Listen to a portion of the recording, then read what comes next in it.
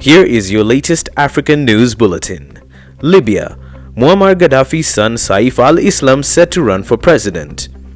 Libya's Electoral Commission has announced that Saif al-Islam Gaddafi, son of Libya's revolutionary leader Muammar al-Gaddafi, has registered for the poll which is scheduled for December 24, 2021. The commission said in a statement that Saif al-Islam al-Gaddafi submitted his candidacy for the presidential election to the High National Electoral Commission office in the southern city of Sebha. With this announcement, Saif will be one of the main candidates to watch out for in the upcoming election. Since the death of Libya's revolutionary leader Muammar Gaddafi, his second son Saif al-Islam, who managed to survive, maintained a low profile until he resurfaced in an interview in July 2021 with the New York Times, where he spoke extensively about the problems facing the Northern African country after the death of his father. Uganda. 2 Ugandan soldiers sentenced to death in Somalia. 5 Ugandan soldiers serving with African Union troops in Somalia have been found guilty of killing 7 civilians there in August. 2 of the soldiers have been sentenced to death, while 3 others have been given 39-year prison sentences. The 3 will be repatriated to Uganda to serve their sentences there. The civilians were unlawfully killed during a gun battle in Golwayn between its troops and Al-Shabaab militants, the African Union says. The AU's AMISOM force has been in Somalia for 14 years. It has been fighting the Al-Shabaab Islamists who retain a stronghold on parts of the country.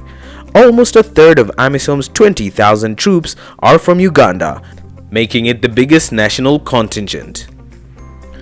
Zimbabwe.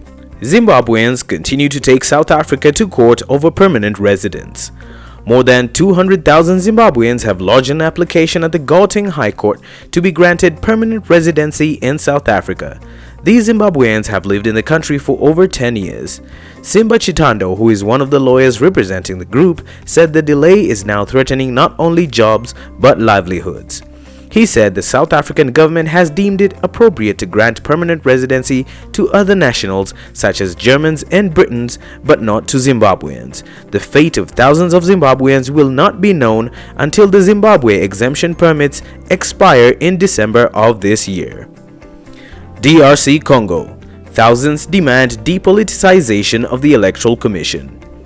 Thousands of people have taken to the streets of Kinshasa, the capital of the Democratic Republic of Congo, to protest against President Felix Tshisekedi's move to install a close friend to the head of the country's Electoral Commission.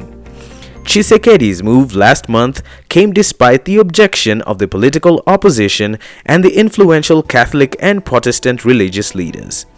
Critics say Denis Kadima, the new head of the CENI, National Independent Electoral Commission, is corruption and too close to the president. The next presidential election is set for December 2023. Tshisekedi was elected in the much-delayed elections in December 2018, which were peaceful but marred by accusations of fraud. He has said he intends to run again. Some protesters called for the return of former President Joseph Kabila, who ruled the DRC for 18 years before Tshisekedi came to power in January 2019. Tunisia. Tunisians protest President Saied's power grab. Over 1,000 Tunisians gathered on Sunday near the country's parliament to protest a presidential power grab they deem a coup.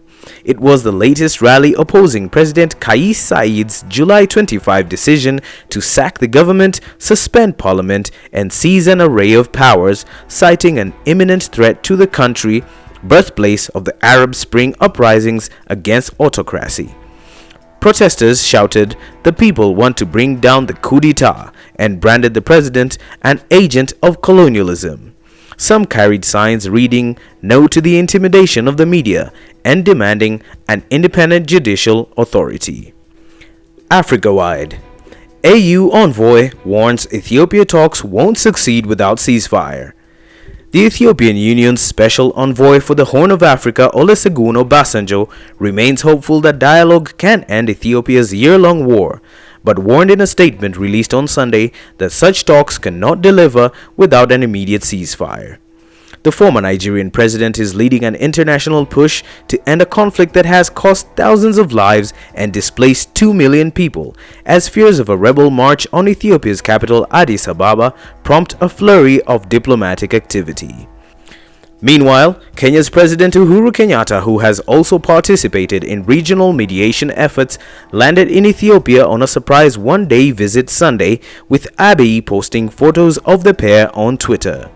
State House Kenya said on Twitter, Kenyatta has held private talks with Abiy and Ethiopian President Sahle-Work Zewde. Kenya has also increased security along its borders amid fears of a wave of Ethiopians fleeing the war. Thank you for watching. Visit our news website weloveafrica.net to stay updated with all the latest African developments and future events. Remember to share, like, and leave your comments below.